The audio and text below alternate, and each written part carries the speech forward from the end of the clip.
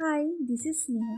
সকালবেলা উঠেই এক কাপ চা খেয়ে বসে পড়েছি এই গিফটটা নিয়ে। দাঁড়াও বলছি এটার মধ্যে কি আছে। প্যাকেটটার মধ্যে এই সুন্দর ছবিটা ছিল। যারা রেগুলার আমার ভিডিও দেখো তারা তো জানোই যে এই ফটোটা আমি বাঁধাতে গিয়েছিলাম। আর আজকে যেহেতু দিদির বাড়ি যাওয়ার দিন, আমাদেরকে সার্টিফিকেট দেবে, তাই আমি গিফটটা প্যাক করতে বসে গেছি। এবারে রিবনটা লাগিয়ে দিলেই একদম প্যাকিংটা কমপ্লিট হয়ে যাবে। যে প্যাকিংটা কমপ্লিটও হয়ে গেছে। এবার আমি স্নান খাওয়া দাওয়া করে রেডি হয়ে নেব। ভেবেছিলাম শাড়ি পরবো, কিন্তু একদম লাস্ট মোমেন্টে নিজের মতটা পরিবর্তন করলাম, তো এই 3 পিসটাই পরছি।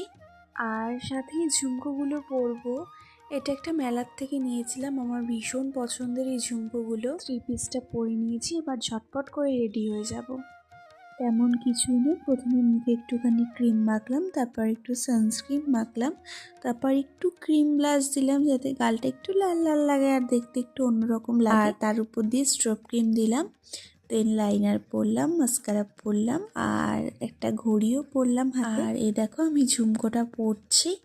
তো এরকম একটা বড় কানের পরলে না লুকসটাই কিন্তু একদম চেঞ্জ হয়ে যায়, আর যেটা আমার ভীষণ ভালো লাগে। So yeah, this is my final look. আর এই যে রাস্তায় বেরিয়েও পড়েছি, আজকে হেঁটে হেঁটেই যাচ্ছি। আর ঠিক এই মোমেন্টটাতে আমার না ভিডিও নিতে খুব ভালো লাগছিল। সে উপরে আকাশটা দেখা যাচ্ছে, যেটা আমার ভীষণ ভালো লাগছিল। আর যাওয়ার কিছুক্ষণ পর হাতে সার্টিফিকেটটাও পেয়ে গেলাম। এতদিন ধরে শিখলাম, তো সার্টিফিকেট পেয়ে তো বেশ ভালো লাগছিল। এই দিনটার জন্যই ওয়েট করছিলাম আমি। তো তারপর সবাই মিলে বিরাট নাচ গান হলো।